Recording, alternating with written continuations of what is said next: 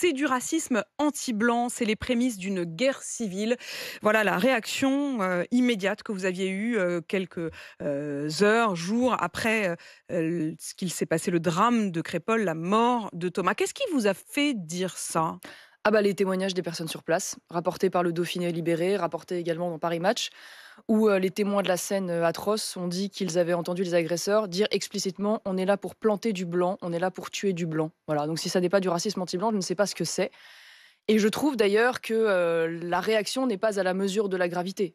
Parce que imaginez si, à l'inverse, nous avions eu Thomas et ses petits copains qui étaient descendus dans la cité avec des couteaux de 25 centimètres en disant on est là pour tuer de l'arabe et planter de l'arabe. Vous pensez qu'il se serait passé quoi? Je pense qu'il y aurait eu une minute de silence à l'Assemblée nationale, branle-bas de combat dans toute la classe politique pour nous forcer à nous mettre à genoux, émeute urbaine et tutti quanti. Donc oui, j'utilise ce terme de racisme anti-blanc parce que malheureusement personne ne le dit. Or, c'est le cœur du sujet. Voilà, la guerre ethnique sous-jacente, qui pour moi sont les prémices de la guerre civile, et ça me terrifie. Et Mourad? Mais pardon, madame, on ne parle pas de la même chose. On parle d'un côté d'un homme qui a été agressé et d'une agression absolument condamnable et tout à fait condamnable, Je, et je de l'autre. précise, Non, je non, mais précise pardon. pour ceux qui nous Oui. écoutent. Vous avez immédiatement réagi à ce qui s'est passé et c'est un drame abominable. Mais ma question, c'est est-ce qu'il n'y a pas chacun qui choisit sa victime? Vous avez immédiatement réagi et effectivement, l'enquête le dira. Il est encore trop tôt pour le dire, mais il y a eu des témoignages, vous les citez, qui ont été rapportés par nos confrères à la fois du Dauphiné Libéré et de Paris Match, qui disent on va tuer du blanc lorsqu'ils sont effectivement revenus, lorsque ces jeunes sont revenus armés de couteaux, de cailloux et de barres de fer.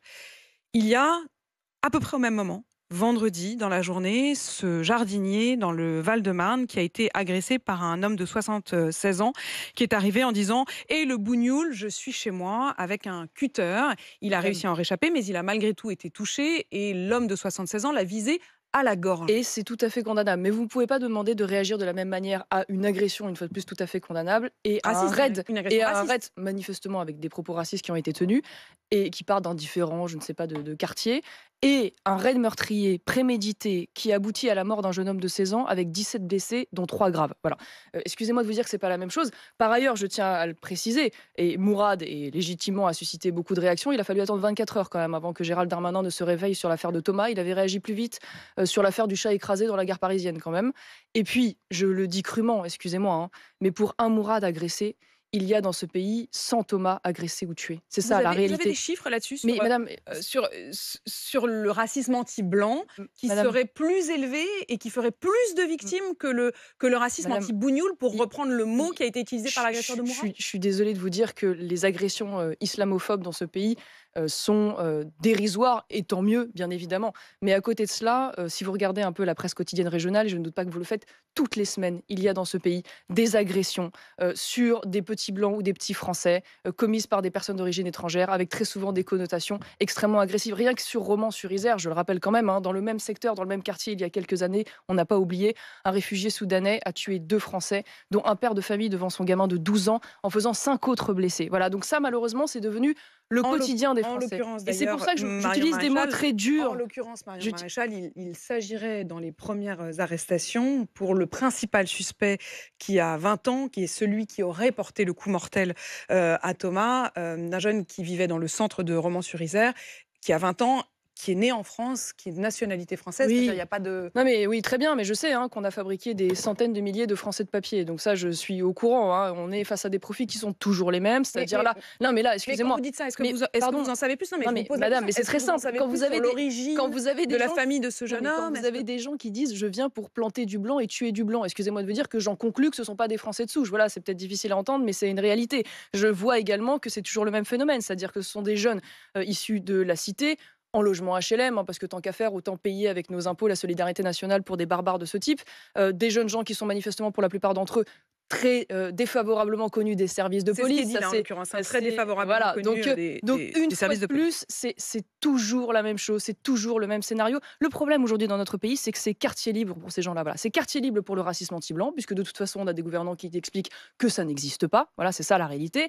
C'est quartier libre pour les délinquants, parce que l'État n'assume plus son rôle de justicier, c'est-à-dire que ces jeunes-là, pourquoi ils en arrivent à de telles extrémités après avoir été manifestement multirécidivistes? C'est parce qu'ils savent savent que de toute façon, la réponse pénale sera dérisoire, qu'elle arrivera tardivement, que même si au bout du compte, ils sont condamnés, de toute façon, ils sortiront après à peine quelques années parce qu'ils auront des remises de peine. C'est ça, en fait, l'engrenage terrible dans lequel nous sommes. En l'occurrence, ils sont connus effectivement pour des affaires de vol, de violence. Mais si je vous demande et Mourad, c'est parce que aussi, quand on prend un peu de recul sur ce qui s'est passé cette semaine et qu'on regarde les différents camps politiques, on a quand même l'impression que chacun choisit sa victime. Mais madame, Quand vous voyez, et vous l'avez dit immédiatement, qu'il n'y avait eu pas de réaction ou peu de réaction de la gauche, il me semble qu'à part François Ruffin, qui est le seul qui a eu dans le même message un mot pour Thomas et un mot pour Mourad, une partie de LFI a immédiatement réagi à ce qu'il s'est à la victime Mourad, et vous avez réagi à Thomas. mais parce que madame, une fois de plus, Chacun vous- cherche sa victime. Vous ne pourriez il y pas en a avoir un un- mot d'émotion. Non, mais, Vous ne pourriez non, pas mais avoir un mot pardon, d'émotion madame, pour les mais je veux deux. dire, des agressions dans ce pays, il y en a tous les jours. Donc si je devais avoir des mots d'émotion pour toutes les agressions dans ce pays,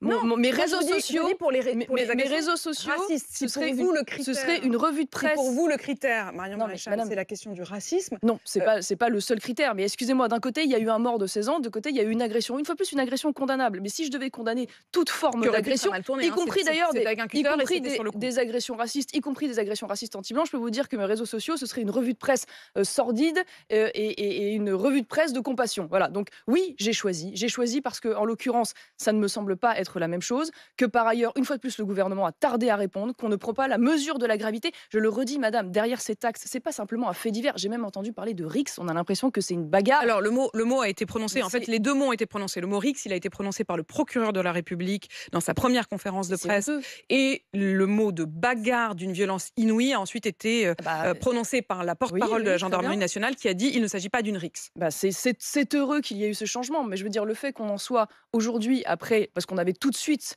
les témoignages, on parle quand même de doigts coupés, de mares de sang, de coups de couteau dans tous les sens. Enfin, je veux dire, c'est une scène monstrueuse, je le rappelle, dans un village quand même de 500 habitants. Parce 17 que blessés, 8 l'une blessés des leçons graves, qu'on doit quand même tirer, deux blessés qui étaient au départ dans un état d'urgence absolue, tout à en plus fait. de la mort de Thomas, Tout bien à sûr. fait. Donc l'une des leçons quand même qu'on peut tirer, c'est qu'aujourd'hui, plus personne n'est épargné. Ça veut dire qu'on est dans un village de 500 habitants dans notre campagne, on peut faire un bal populaire et on peut arriver avec un raid meurtrier de type de cité qui viennent pour tuer du blanc. Voilà.